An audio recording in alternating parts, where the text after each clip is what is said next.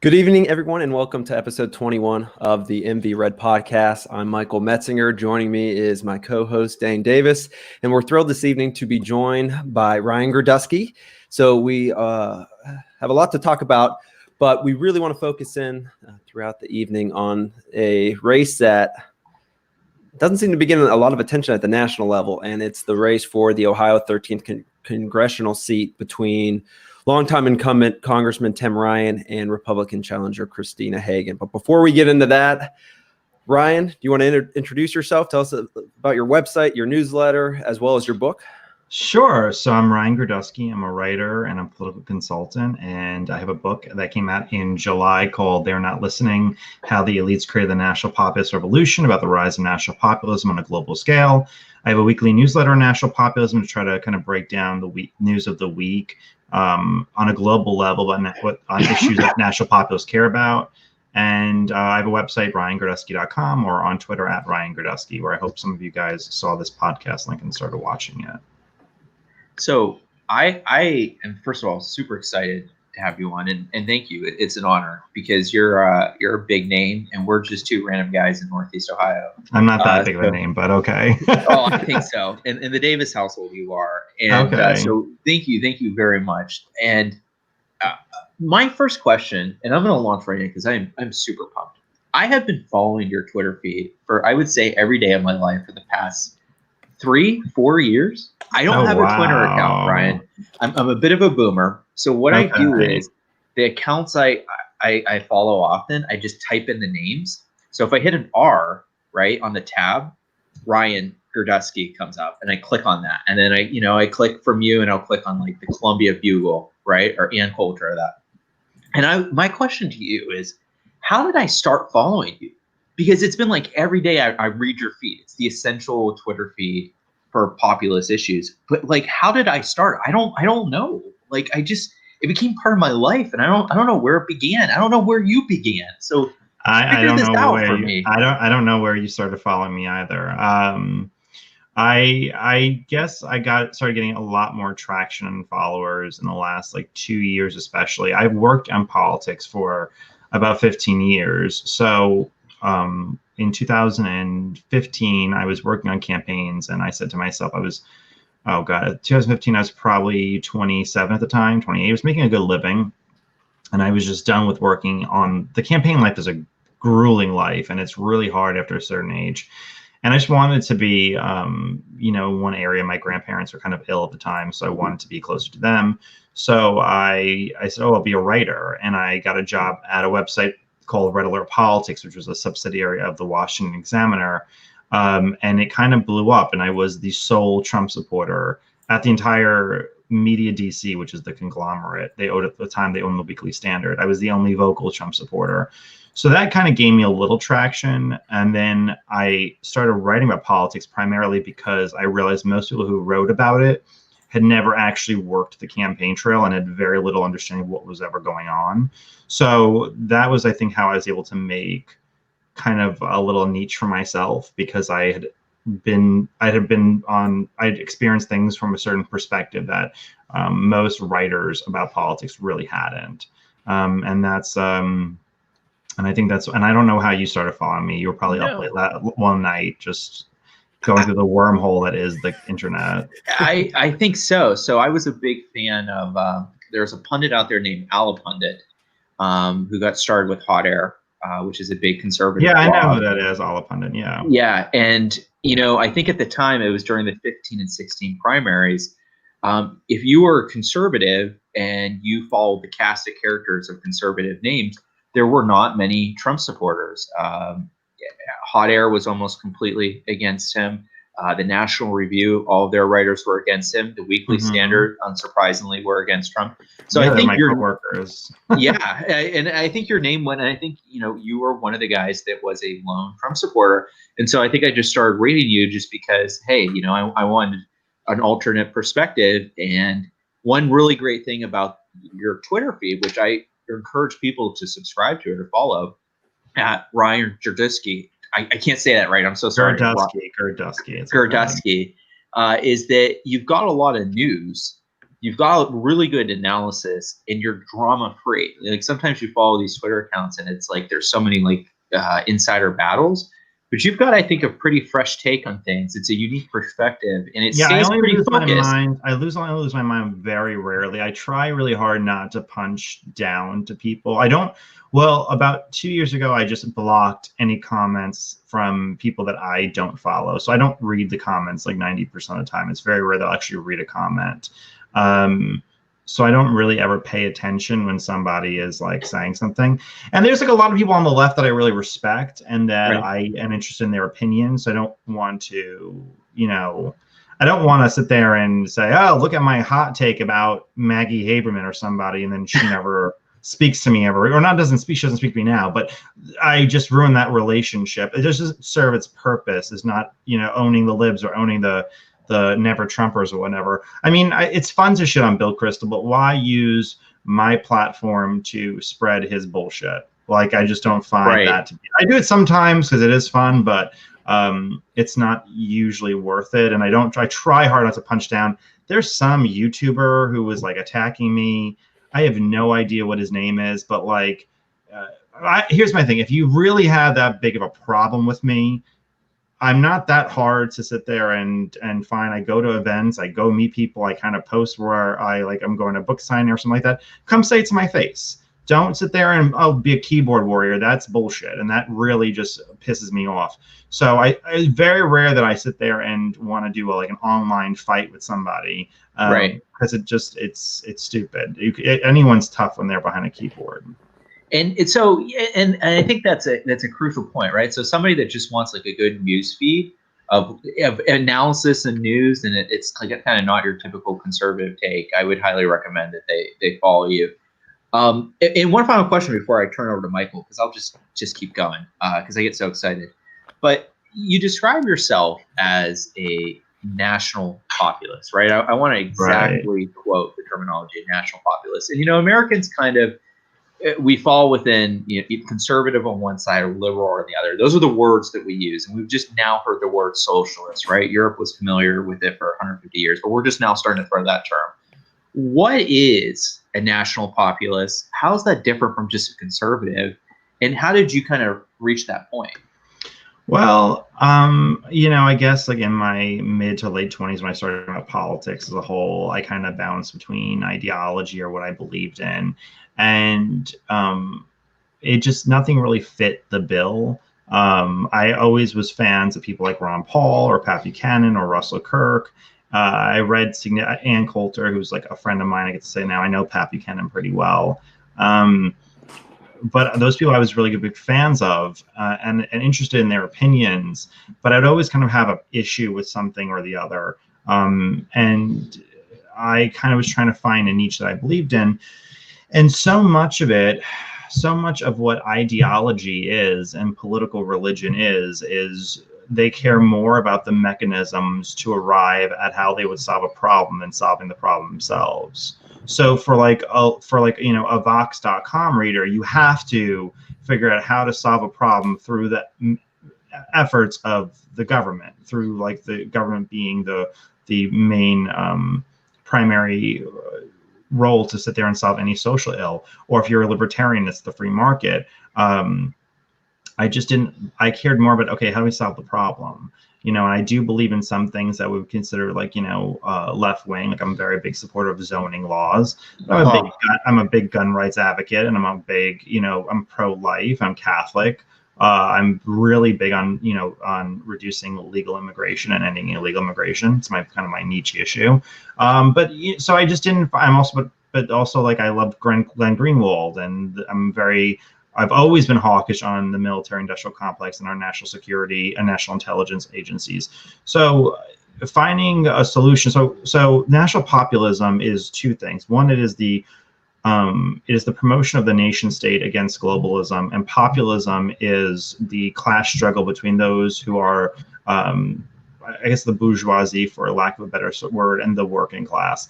And when I say the bourgeoisie, I don't mean people who, a guy who owns a car dealership and he may make a lot of money and have a nice house. I'm talking about the people who control institutional wealth and the vast majority of the wealth in the country. the ones who have power in how we create the economy we have. Those are people that I'm interested in discussing how the economy does and doesn't work for them versus the rest of the people.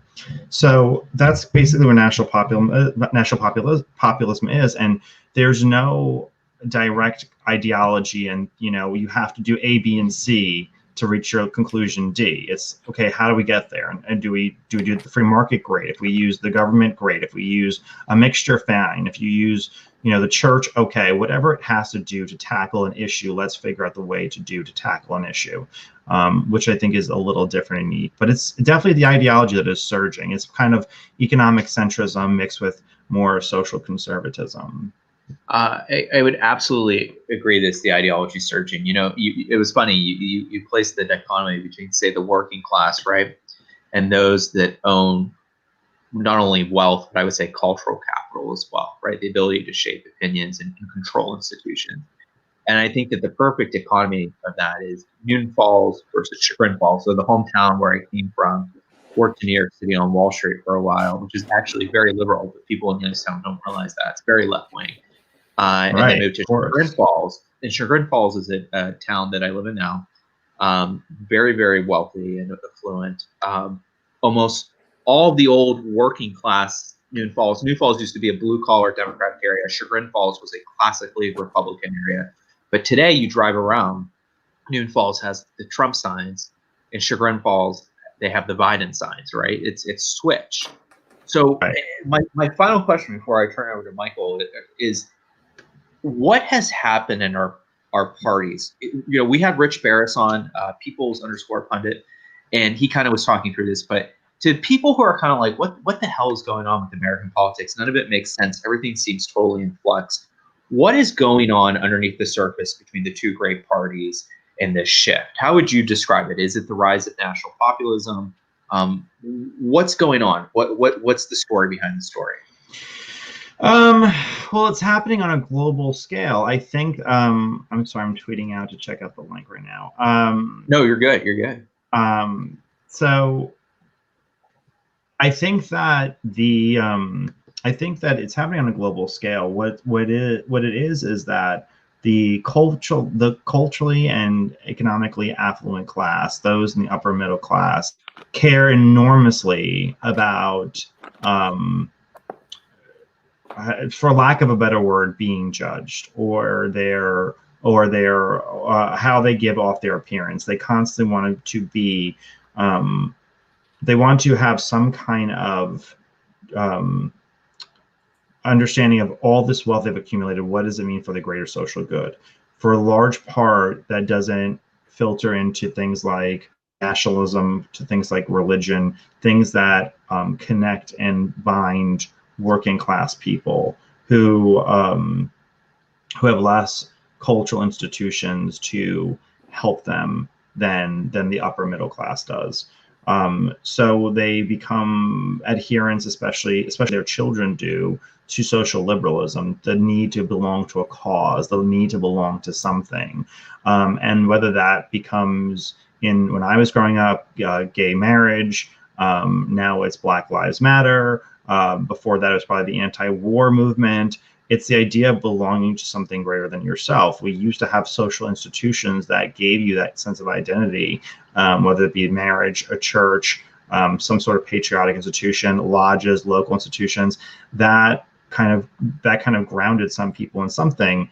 But also, I think the dichotomy of wealth has changed. So we have, back in the earlier part of the last century, in the early 1900s and mid 1900s, wealthy people lived in areas fairly somewhat mixed. You could have a wealthy person live in an area of a non-wealthy person. Mr. Rogers, the TV star Mr. Rogers, his mother came from a wealthy family somewhere between Philadelphia and Pittsburgh, I think in the suburbs of Pittsburgh, but lived among many poor people. And it was very common for people in her, I think it was Episcopalian church, to collect money at the end of the year and pay off everybody in the neighborhoods unpaid medical bills. It was a very common thing that they did, where the wealthy felt some kind of connection to the physical location that they were in and the people that they lived amongst. The Kodak family basically built Rochester or Buffalo, New York. That was not uncommon. Now, it is extremely uncommon for very high levels of wealth to live near middle or lower class levels of wealth. People like George Will, the conservative writer George Will, I put conservative writer George Will. He lives in a neighborhood. I think the average house is like $3 or $4 million, and the average income is like 400 grand a year, and it's like 96% white. He doesn't live around any poor people. So the people who are fighting against globalism, against neoliberalism, against Marxism in a sense, they are the ones who feel the greatest effect towards the policies oftentimes being pushed in academia or by the political class.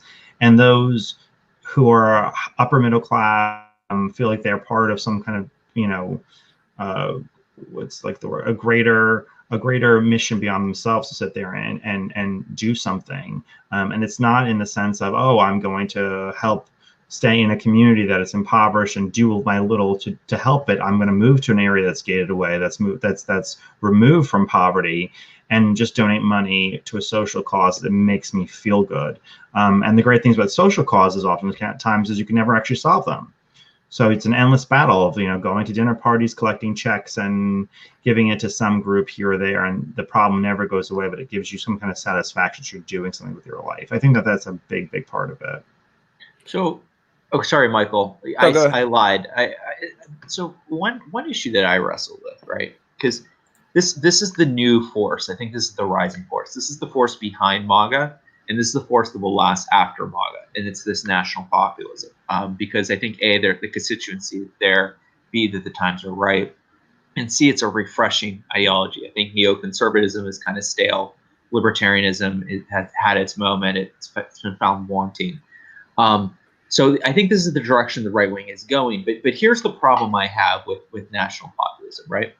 Is you're adrift on the currents and you're kind of fighting the currents at the same time. And what I mean by this is, if you read your Karl Marx, if you read your Marxism, and Marx was wrong in a lot of respects, but he's also right in other key respects. The key tendency of capitalism is to consolidation. And I'm an M&A, by the way. I'm an investment banker. So You're part of that evil enemy who's destroying, right? crushing the working class. Yeah. Yes. I used to work for Barclays Capital. So I get it.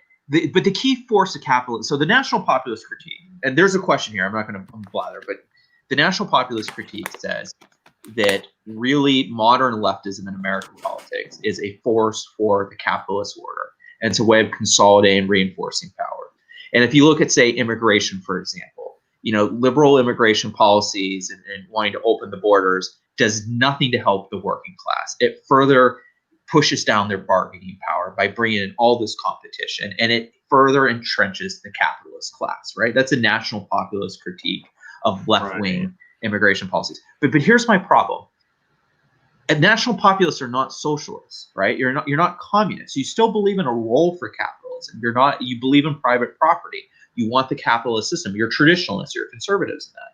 So in one hand, your national populism defends this traditional capitalist order, but on the other hand, the traditional capitalist order is going in the exact opposite direction. It's going towards consolidation, and the natural gravity of modern capitalism is towards open borders, consolidation, and further entrenching capital, etc. So it seems kind of a halfway strategy or halfway ideology in the sense that it's ameliorative, right? It doesn't actually solve anything. Well, so I'll push back on you for a second. I think that we have to, we're too stuck in boomer talking points to actually have thorough conversations in this country, but we don't have a real free market system. And in fact, what oftentimes we have is corporatism. Right. So yeah, there's a mass consolidation of power, oftentimes because the regulatory state and the managerial state crush smaller businesses so that there could not be any form of capitalism. All I'm saying is that institutions, that we should use institutional powers, institutions like the Department of Justice should be crushing bankers who created the Great Recession, or should be crushing big tech, which silences conservatism. If we had a specific and simplified, free market system, and we were creating monopolies on our own, then that's one thing, and that's something to deal with. But in fact, oftentimes this exacerbation of wealth, this creation of the mega billionaire, the Michael Bloombergs of the world, that was not just by free market enterprise. Michael Bloomberg's wealth went from $4 billion to, I think, $25 billion over a period of 10 years. And that was during the Obama bailouts of the banks. Right. The state has exacerbated the creation of the uber wealthy and the mega billionaires and the American oligarchy. What I'm saying is that we should, I have no problem with someone becoming a millionaire. If you are a successful business of a construction company and you're worth $50 million, great. If you have $50 billion and you make it over the course of 20 years, that's an insane amount of wealth. And oftentimes that creation of wealth is not through market forces. It's simply through the fact that the state is there to create that wealth for you. That is my bigger problem. So I'm not sitting there and saying we should abolish capitalism or that we should punish a successful business owner. Hardly. And I would like to make life easier for them to start their own businesses. But for the mega wealthy who are using the powers of the state and leveraging powers of the state to exacerbate their wealth. I mean, look what happened with the coronavirus. We were seeing the shutdown of small businesses left and right. And in its place, we are seeing, Jeff Bezos, Mark Zuckerberg, and Michael Bloomberg become wealthier than most countries in the world. That is extremely problematic, and that just didn't happen because you can get the cheapest thing possible on Amazon.com. So it's interesting, though, that the national populist your critique is like a classically libertarian critique, right? That the reason we have these disparate... Don't affiliate me with libertarians. Well, it's a little libertarianism, Ryan. It is. It's like because the market was corrupted and that there was regulatory capture, and that enabled the vast disparities in wealth. But the national populism, and I am a national populist, by the way, so this is a friendly line of question, playing devil's advocate. Yeah, no. But the problem with it is, like, Ryan wants to empower the state by restricting trade, restricting immigration, breaking up monopolies. I'm not empowering the state. The state already has those powers. I'm not giving them additional powers. I'm saying use the power you already have to do something to help the working class. So I'm not saying let's create new powers and new entities for the state. The state has everything at its fingertips. All I'm saying is now use that power in the correct terms. Oftentimes what happens is liberals get in power and they say, hey, how do we move the football to the 1 yard line so we score a touchdown? And the right is there and says, oh, how do we move the football to the 50 yard line? And let's have a fair fight. That is not the answer. Totally right. Yeah. So the answer is, how do we use the institutions? Like, why is the Justice Department not I mean, they are investigating big tech, but why aren't they investigating half these other organizations? Why did only one banker in 2008 ever go to jail? And he went to jail for about 35 seconds. So, I mean, they've been harder on Martha Stewart than they have on half of these.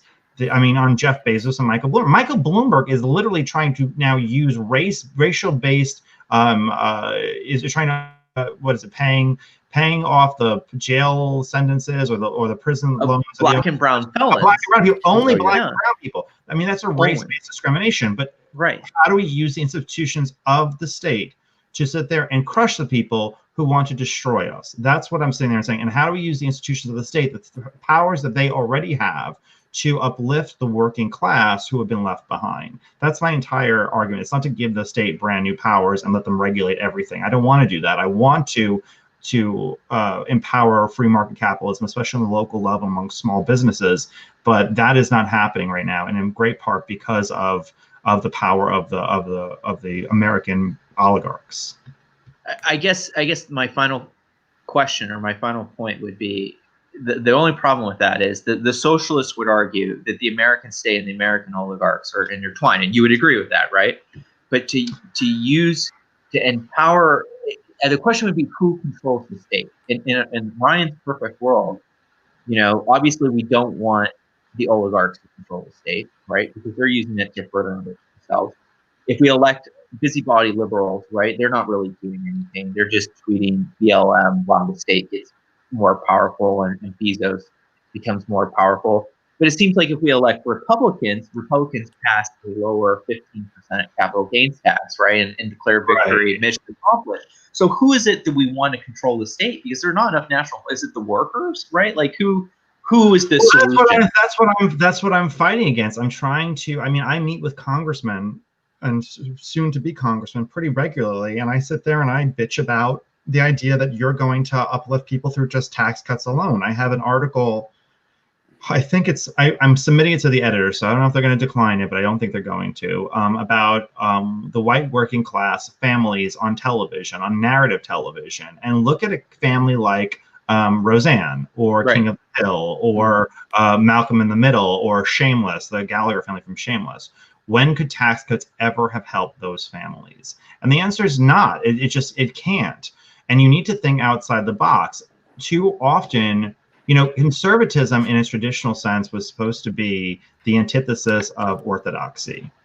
Right. Orthodoxy is like libertarianism, socialism, communism, political religion. We were not supposed to be political religion, conservatism.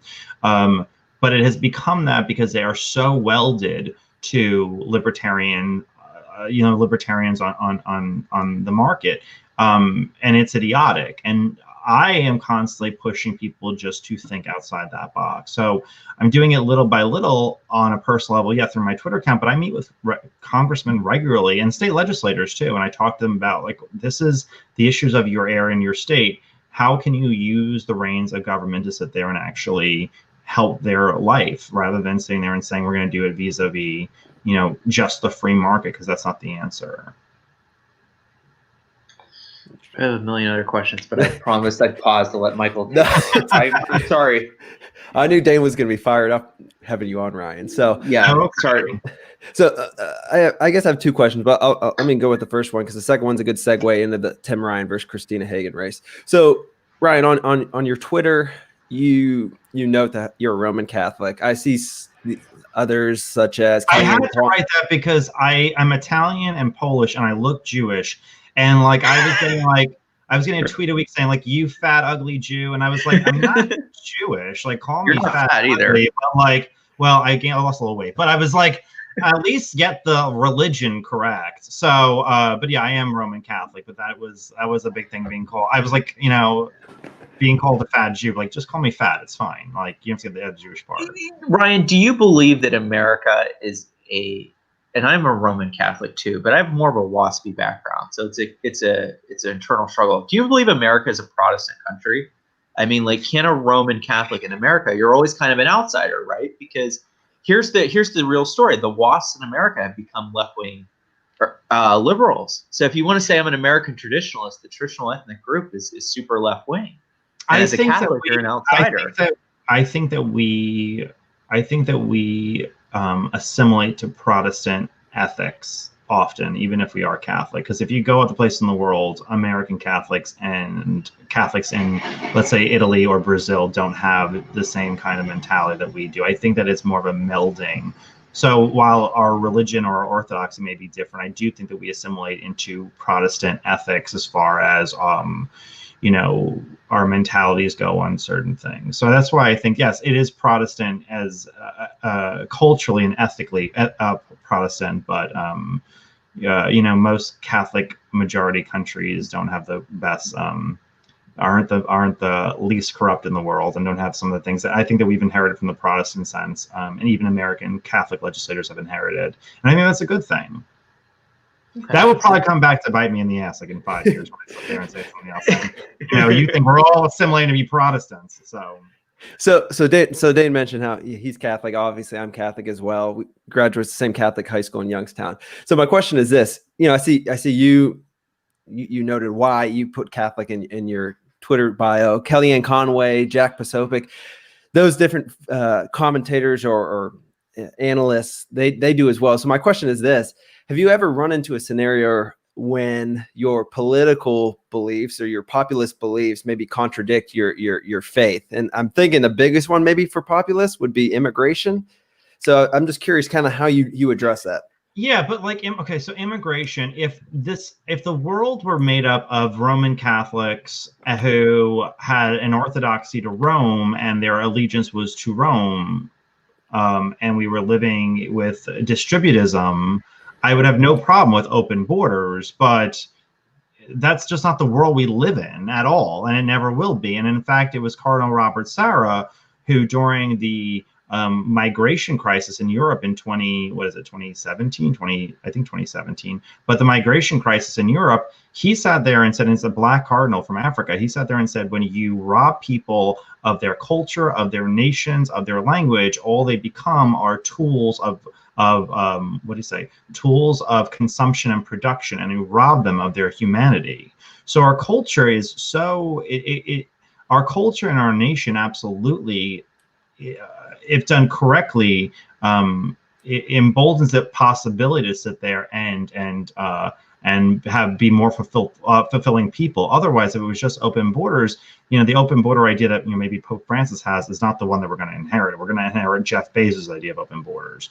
And so I think that notion of, we're going to have one nation of open borders is very romantic, but I don't think that it's grounded in any truth whatsoever. And some bishops and cardinals oppose it, including ones in Africa. So I don't get hung up on that. That's not, to deny open borders is not to deny that Christ is the son of God. Like that is a bigger problem that the Catholic Church has than people denying that than denying open borders. It's kind of like the neoliberal version of the Church's orthodoxy. So my transition question, and this will get into the Tim Ryan versus Christina Hagan race. So when I think of populism, and maybe I'm off base on this, so predating Tim Ryan was Congressman Jim Traficant. He went to jail. So super popular. Yeah.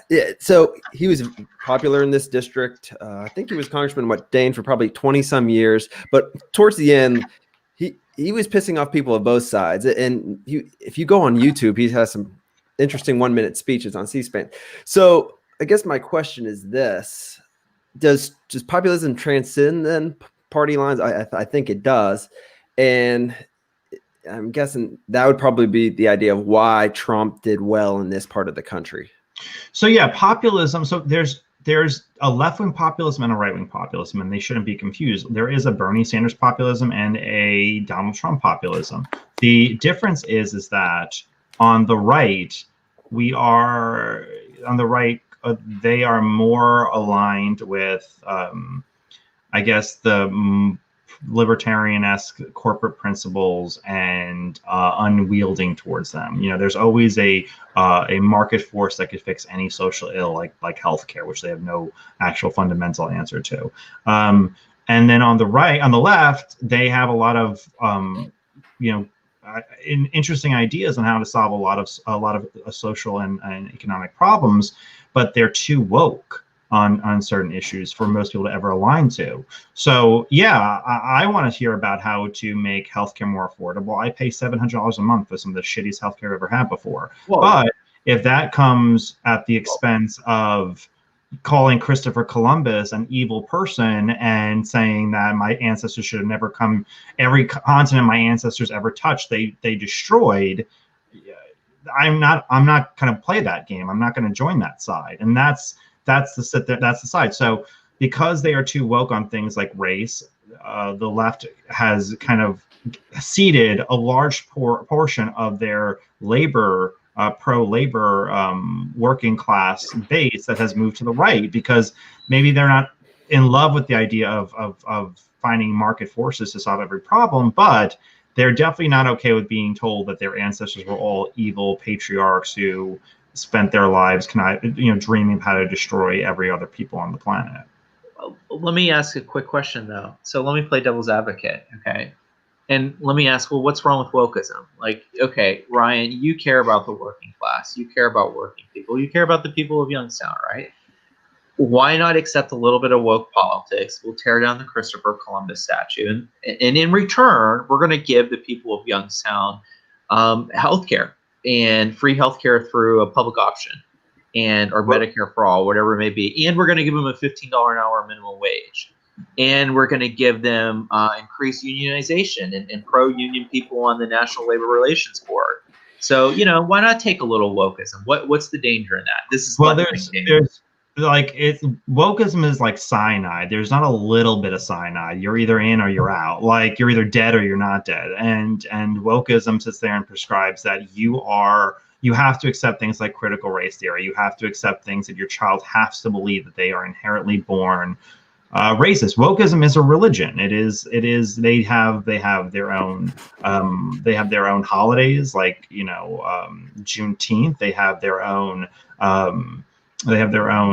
Sacraments, like the washing of the feet of random Black people. And also, I mean, there was a school in California. That they had a rule where if you had a certain percentage of white students, of non-white students rather, you got all this extra money. Well, one of the neighborhoods gentrified, and the white population went from like 10% to 35%, and they stripped the school of all this special funding. Now, 65% of the school are still mostly Hispanic, poor, but they got nothing because they were even associated being close to white people. They view it as a disease. I'm sorry, I wouldn't accept that if we had that policy towards Blacks or Hispanics or Asians or anybody. I'm not going to accept it towards white people either. And this dichotomy of race is very, very, very problematic, especially because, they're cheering on the day where whites are minority. And it's not to sit there and say we're going to be, we're going to have a multiracial Woodstock. It's because they're selling the politics of revenge. It's very dangerous and it's very evil what they're doing. It really is insidious, and it should be called that. And we should be using, as Trump did. I mean, this is probably one of the best things that Trump did. When Trump ended critical race theory for contracts, certain colleges had to end the critical race theory teaching. Businesses had to end it. That was one of the best things he did. That's what I'm talking about, using the institutions and power of the institutions to sit there and fight the cultural battle, fight the change. So I want to move on to the big race, or at least I think it's big. So Tim Ryan versus Christina Hagan. And it's important to note this fact, and somebody had sent this to me before the show. So Tim Ryan, sometime, early 19, Dane, decides he wants to run for president. And early 19, Dane, where did Tim Ryan go to launch his presidency? And this, to me, shows why he's out of Ryan, touch. I was there for the kickoff. The kickoff was in downtown Youngstown, but he announced it on The View. The View, like the dumbest place on the planet. If you're Tim Ryan, you're shtick, right? Every politician has a shtick, and Tim Ryan's shtick is being I speak for the working class, and I'm a moderate Democrat. He's a dime store Sherrod Brown. Yeah, he's right. You can't afford shit. That's brilliant, right? If you can't afford Sherrod Brown, you got Tim Ryan. You can't. Yeah, you go to Tim Ryan, right? Like your credit card's maxed out. You go to Tim Ryan, you get 10 cents on the dollar, and then he announces on The View, where like nobody. I'm sorry, you can't be an intelligent person and watch The View. I think those are mutually excludable positions. That shouldn't be a controversial statement.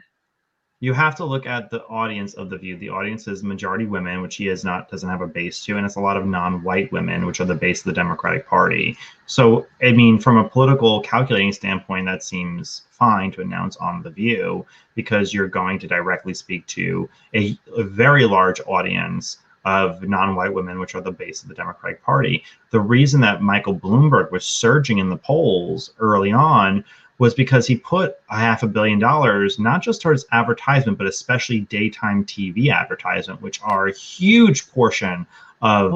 I think it's almost majority. I think it's a majority non-white women. If it's not majority, it's very close. I had no idea. I would never have thought that. Daytime TV is a very large non-white female audience, the base of the Democratic Party, and that's why you speak to that audience, especially if you're running. That's why you put a lot of advertising money in that market. So it made complete sense from a political calculating standpoint. Is it like are you going to be asked about, which version of feminism do you believe in? Camille Paglia's second wave feminism, or Jessica Venti's third wave feminism? They're not going to have that kind of conversation, but they'll ask you what kind of suits you're wearing or something, and as long as you come up likable, it might get you a couple percentage points in the polls. I didn't know there was such a big non-white audience. I assumed that it was like white soccer moms. Watching The View. That's fascinating. Okay, so there was some logic there. It didn't work for him. It blew up spectacularly in his face, but there was some logic there. Yeah, it makes complete sense from the Democrat primary standpoint. There's a book called Ladies Who Punch about The View. It's a great book, actually. It's written really, really well, and highly recommend the audio version if you just want to have something to listen to on the drive, because it's really entertaining. And if you know, like, the cast of characters, but they break down the demographics of the show and how heavy the non-white audience is on the show. Same thing, by the way, with The Apprentice. Part of the reason that Trump, I think, had certain advantages earlier on with non-white audiences is because The Apprentice, back when it started, that's my dog in the background ripping up his bed for some reason. The non-white, The View is one of the few shows that had non-white people back when it was before pre-Celebrity Apprentice, when it was just a regular Apprentice, where it had non-white people in a role as an entrepreneur, not necessarily as a villain. And so it had a tremendously high non-white audience. And I think it dipped significantly when he came out with the Obama birther thing, but he carried a large portion of that. And it might be why he did a couple of points better with certain sectors of the non-white voters. Huh. Yeah. That is interesting. I did not realize that about The View.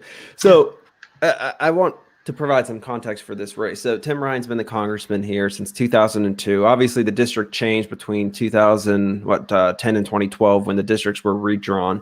But he's been congressman for 18 years.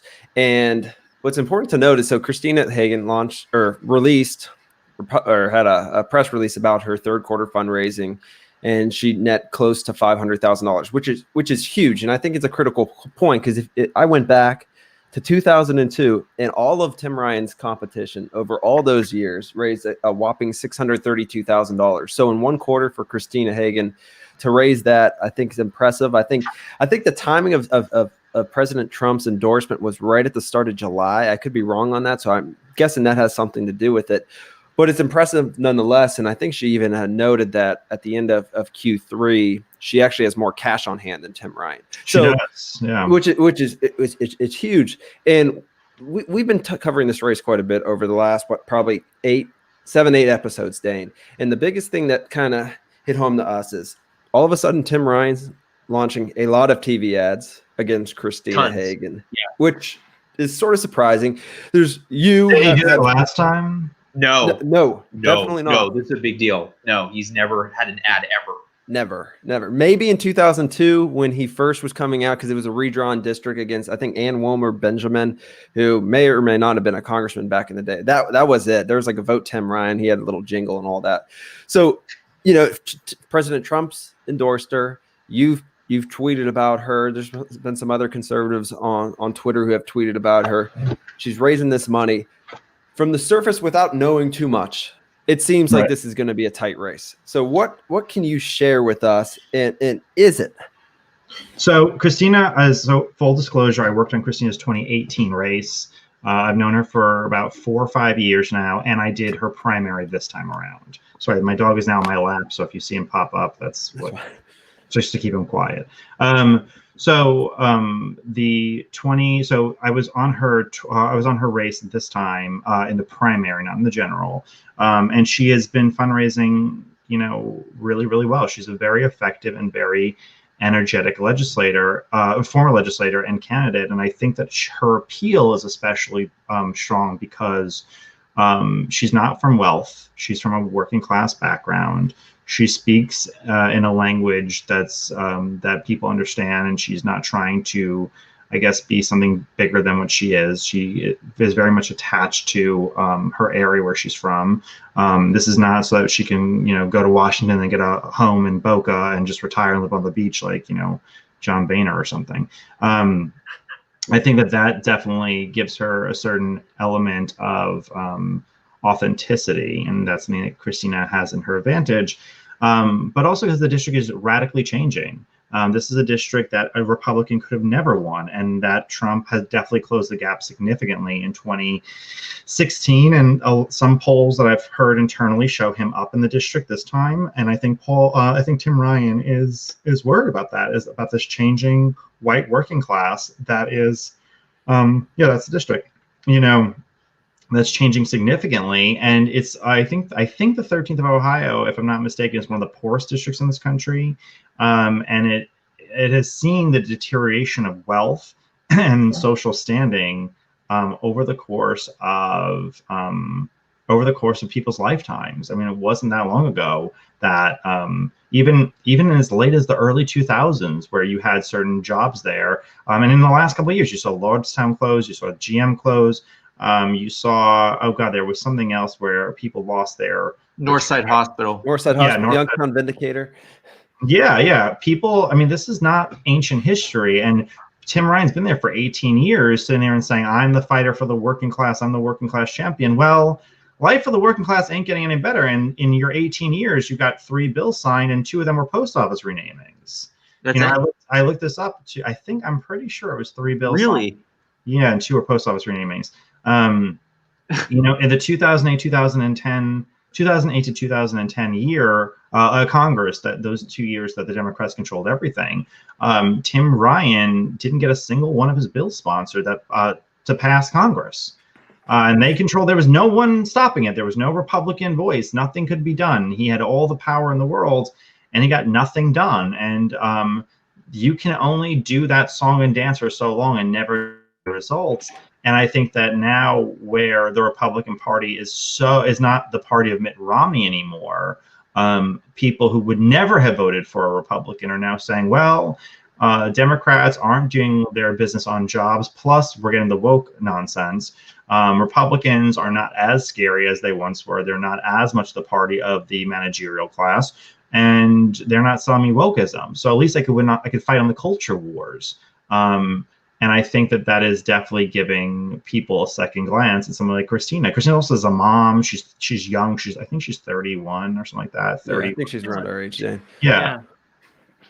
So I think what's important to know. So just playing devil's advocate, I think Tim Ryan's argument is he has a seat on the Appropriations Committee. So his argument is he's brought back, I don't know if it's $2.4 or $4.2 billion to the district.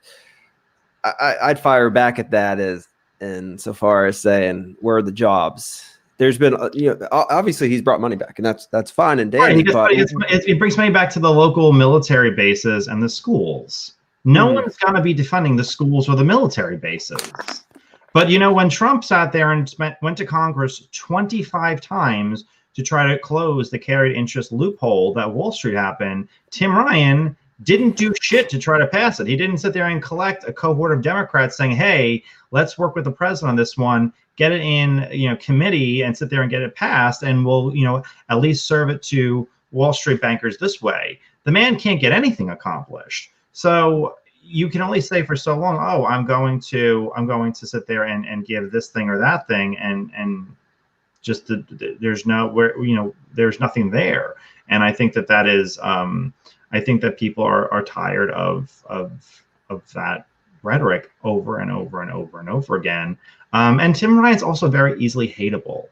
Yes, Ryan, I love you. Yes. No, he's very easily hateable. His presidential any favors. I mean, the only 2 times he ever made news is when he had that fight with Bernie Sanders, where he said to Bernie, and Bernie said, I wrote the damn bill. And then he had that fight with Tulsi Gabbard, where he didn't know the difference between the Taliban and Al-Qaeda. Yeah, that sunk his ship pretty quickly. He's not a very bright man. I mean, to be completely. You look at them. There's not a lot going on. He's kind of dopey. You could see the one gerbil that's still alive moving the wheel, and that's it. So that's problematic for sure. And I think that people have just.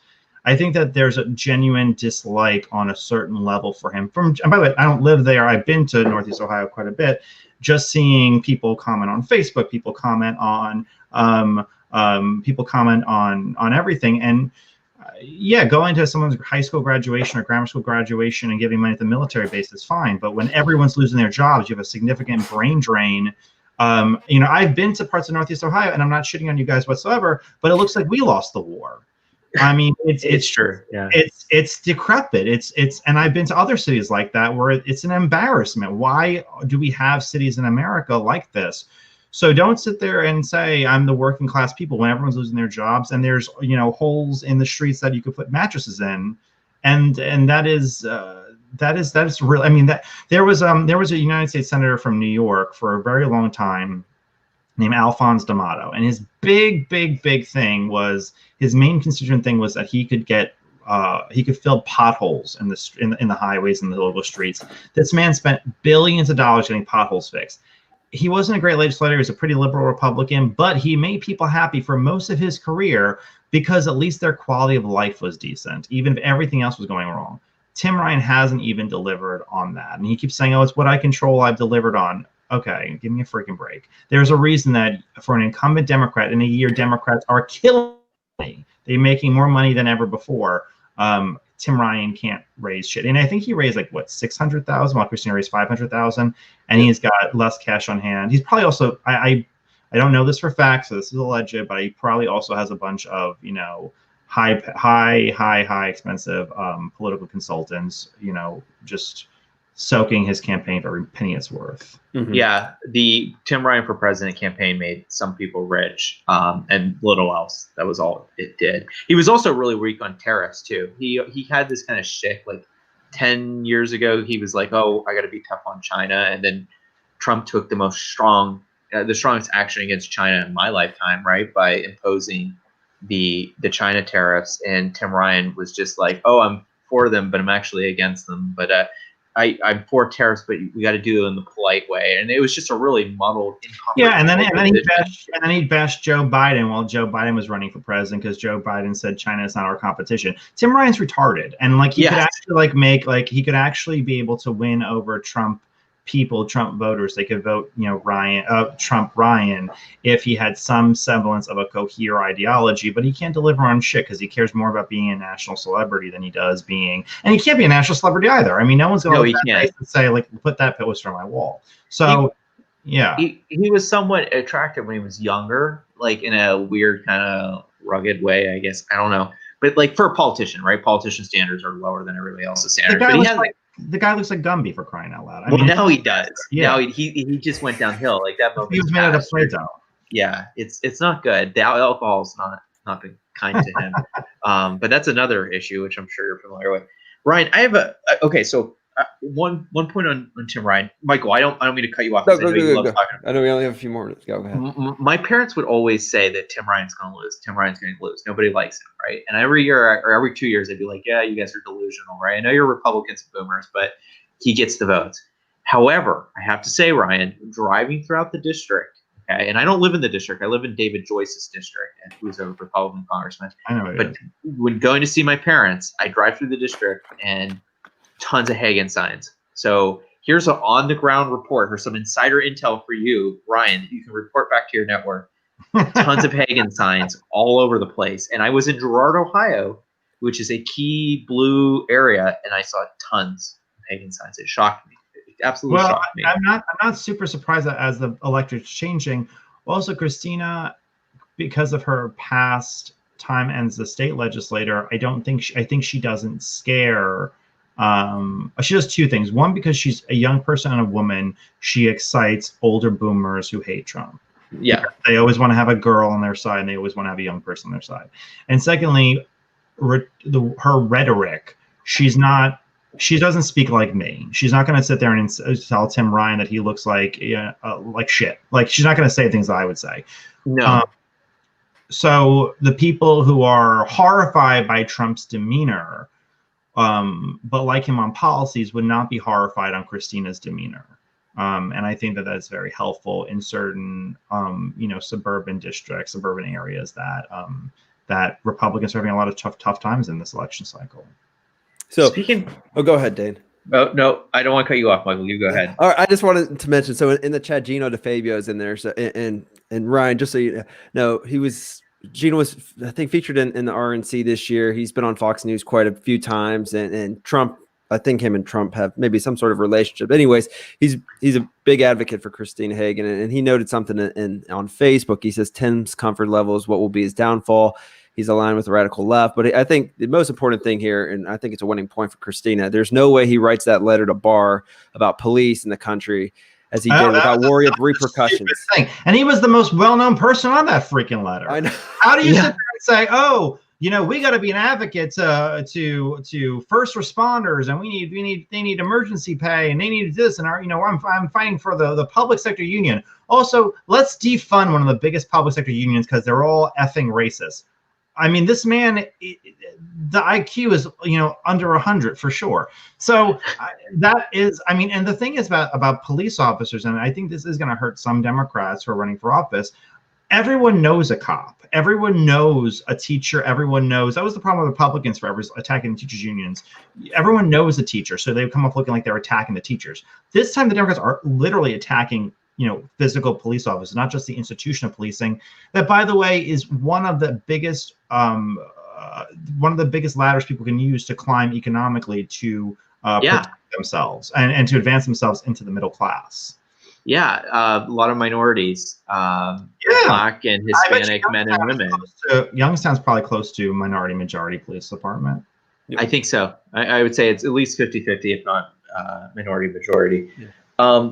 Ryan, here's my question for you, my final question, and thank you for being patient with me as I asked this. No problem. We have like a few more minutes. You're a very plugged-in individual, right? You've got connections, allegedly, deep within all sorts of halls of power, right? And we're going to be your connection. I'm a whore, yeah. So Northeast Ohio, right? So if you ever need intel in Northeast Ohio, contact us. We'll tell you who's going to win this state. But you're plugged in to the corridors of power. You're also friends with Ann Coulter, which is something I would love to talk to you about, but neither here nor there. Are we screwed this election? Oh God, this is a question I get all the time. Are we screwed? Do you have? Can you just give me something, even if you completely make it up? They'll be like, Dane, the internal show that it's not as bad as it looks. Hold on to faith, or are we completely, totally fucked? Just tell me the truth, or lie to me. Lie. Which one do you want? Lie to you or tell you the truth? Oh God, I don't know, Ryan. You pick. Okay. The lie is, California and New York are within reach. The truth is, is that. Yes, the polling is horrible. I mean, everyone can look at the numbers in the poll, and the polling is absolutely terrible. But I will say I've seen some of the polling, and I do think that they're undercounting the rural vote pretty big.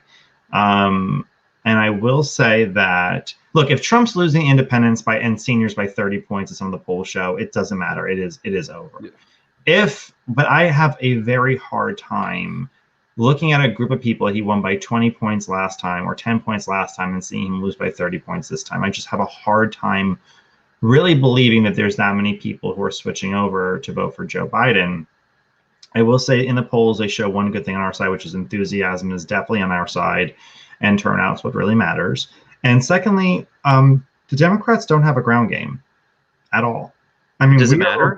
Yeah, of course. I mean, have you seen the voter registration numbers?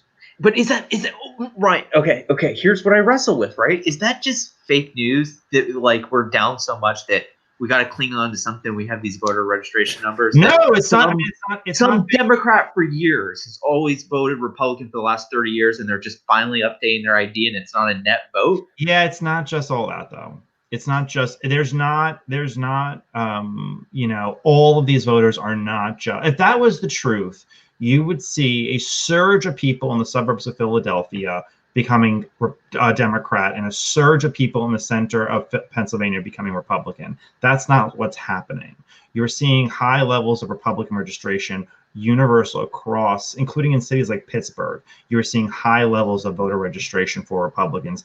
A lot of these are new voters. Remember, the biggest vote in this country is non-voters. There are as of 2016, there were 42 million or 44 million non-college educated white Americans who were not even registered to vote. So, I will tell you something I've never said out loud to anybody on a podcast. So in 2017, I wrote a long letter to Brad Parscale, I think 11 pages, detailing if you get 10% of non-registered voters in these areas, in these states, here are the counties, you could tell Hillary Clinton supporters to kick dust for the next 4 years. You have it in the bag.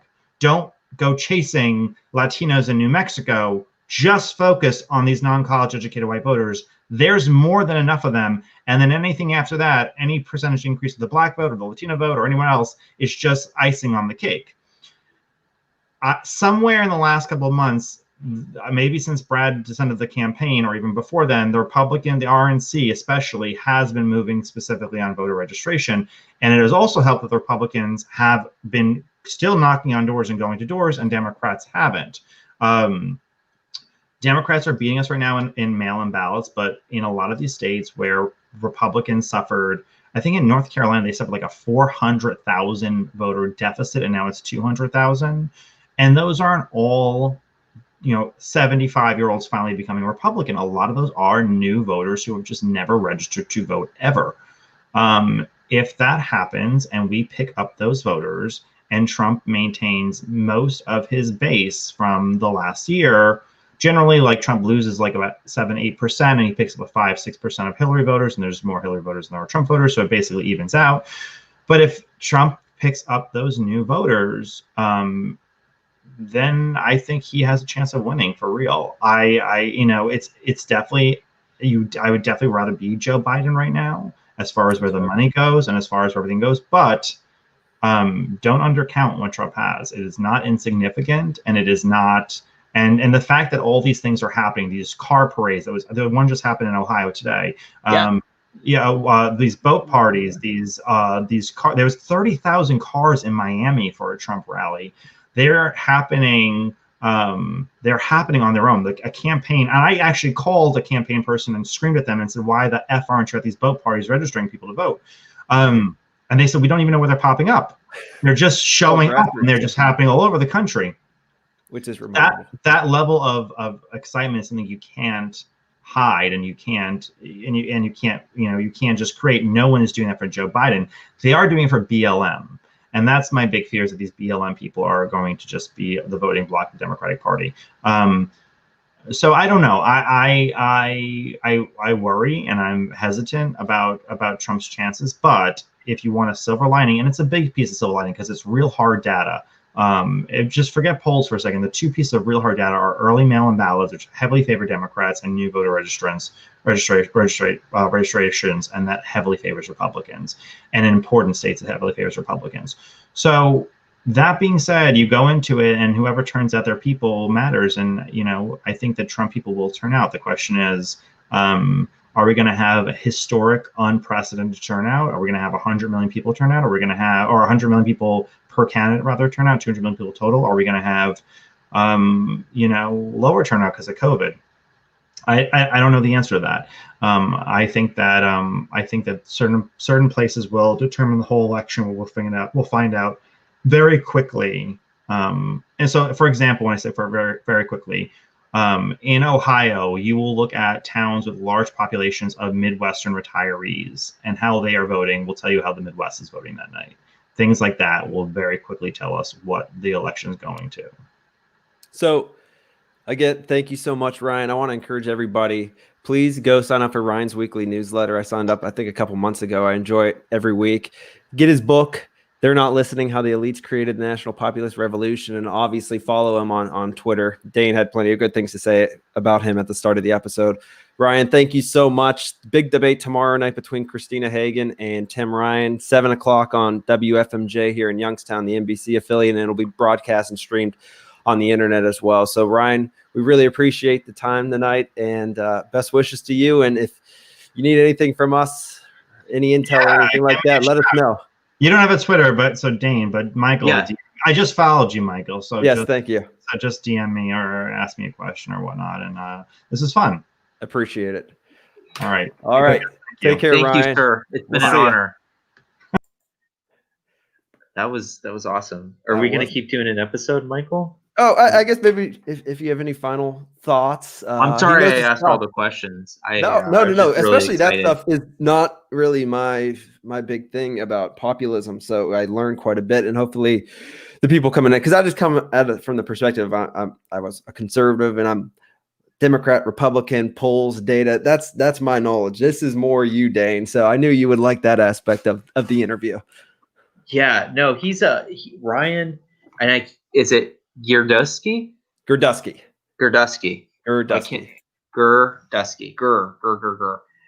Ryan Girdusky, excellent guy to follow. I've been following him for the last 4 years.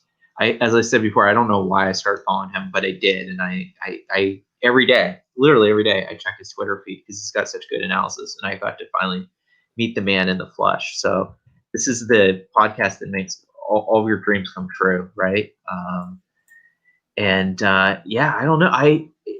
he's a really, really smart guy. One thing that it comes off across from talking to him is that, there's politics and then there are campaigns. And the campaigns are kind of the mechanics behind politics. And Ryan's got a really mature, deep understanding of campaigns, right? And I think he feels something that Hagan can win. Or else he wouldn't be pushing her like he is. Yeah.